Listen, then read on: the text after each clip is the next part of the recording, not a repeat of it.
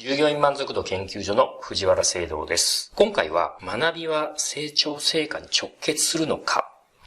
学びも情熱も〇〇する人の特徴というお話を進めていきたいなと思っております。もうこの動画をご覧になられているという時点で、学ぶということに対しては興味があったり、学びということに対して真面目な方しかこんな動画は私見ないんじゃないかなというふうに思いますので、学びに関してはあまり詳しく話さなくても大丈夫なんじゃないかなというふうに思っているわけなんですが、ではその学びが成長や成果に本当につながっているんでしょうかという話なんですね。で、今回はその成長や成果について深く掘り下げて考えていきたいなというふうに思っています。さて、成長して成果を上げているという人というのは、仕事ができる人と言い換えてもいいんじゃないかというふうに思うわけなんですね。じゃあその仕事ができる人っていうのはどんな要素を持っているのか、ここで3つ私は挙げたいと思います。まず1つ目。上質な学びの機会があるということ。二つ目、インプットの量が圧倒的であるということ。三つ目、メンターの存在、素晴らしいメンターを持っているということ。これらが挙げられるんじゃないかと思うんですよね。当然自分より仕事ができる人っていうのはもうインプットの量が圧倒的であるというふうに感じることも多いと思いますので、やはりその人に追いつこうとしたら圧倒的にもっともっと学んでいかなければいけないというふうに思うかもしれないんですが、今日は私はそういう話をしようと思っているわけではないんです。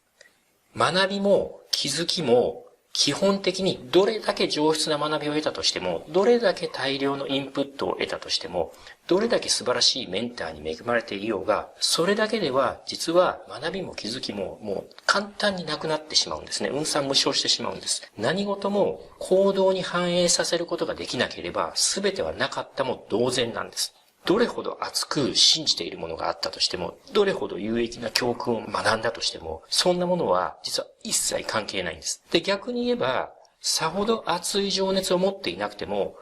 大したことを学んでいなくてもですね、今の自分の中にあるもので、しっかりと行動に反映させることで、情熱家や高学歴なインテリ連中の中で、脳書きばかりで行動に移さないような人たちをあっという間に抜き去ることができるということなんです。成長する人、成果を出す人は一体何をしているんだろうということなんですよね。世の中のビジネスパーソンを俯瞰して眺めてみると、わかることっていうのがあると思います。実は成果を出している人っていうのは、学びを全部自分の中にインプットしてからではなくて、今学んでいることでできることをまず見切り発車してしまうってことなんです。で、行動にどんどん反映させて、そこで PDCA を高速で回しているということなんですよね。学業エリートと言われる人たちの一部っていうのはめちゃくちゃ行動してて、その行動に見合った成果や結果を出しているというふうに言われているんですけど、それはもちろんそういう人はいます。でも、ごく一部でしかないということなんですよね。で、その一部の人に追いつこうと思ったらもちろん当然大変です。しかし、その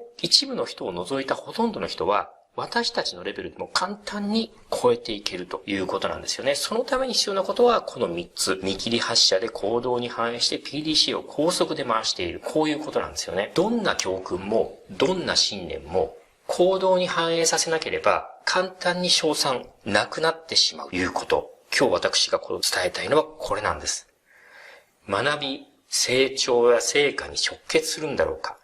学びも情熱も〇〇する人の特徴っていうのは、称賛する、なくなってしまう人の特徴ということなんです。学びも気づきも運算無償する。これを前提に置いてください。ですので学びを深めるんではなくて、学びが少ないうちから行動する。これが何よりも大事です。忘れてはいけないこともう一つ。すべての信号が青になることは絶対にありません。すべての信号が青になってから進もうという人がビジネスパーソンの中ではめちゃくちゃ多いわけなんですけど、だから遅れてしまうんです。学ん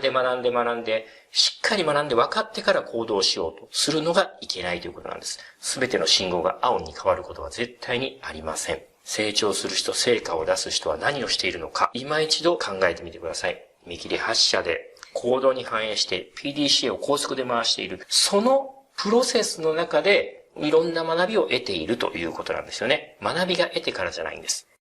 私はこういった情報をですね、さらに本質に迫りながら深く掘り下げた内容を日刊メルマガとして配信しています。日刊メルマガですので年間365配信あるんですけど、30日間は無料で受け取ることができますので、もしよかったらチェックしてみてください。このメルマガには日々読者さんから感謝のメッセージをたくさんいただいてるんですけど、ここではとても紹介しきれないんですけど、読者さんの感想をまとめると、主にこの3つを得ることができると言っていただいてます。私が勝手に言ってるわけじゃなくて、読者さんからこういうふうに言っていただいてます。その一つが、ES 思考を持った経営者の生の思考と実際の日常を知ることができると。で、それを自らの日常とリアルタイムで比較することができる。そのギャップを知ることができるということなんですね。で、二つ目は、私が先人たちの名言を一つ一つ選定するわけなんですけど、その名言から得られる学びと自分の人生の活かし方を知ることができるということ。で、三つ目は、自分がいなくても成り立つ組織づくりのヒントと生知恵に触れることができるということなんですね。私は従業員満足度研究所以外にも事業を経営しているわけなんですけど、そこの会社ではもうほとんど私がいなくても成り立つ組織っていうのが成立しています。で、それはなぜそうなっているのかということを日々日刊で生の声で配信していますので、そういったことも得られる。これがメリットだというふうに言っていただけます。まずは30日間無料で読んで、ぜひこれらを感じてみていただければと思います。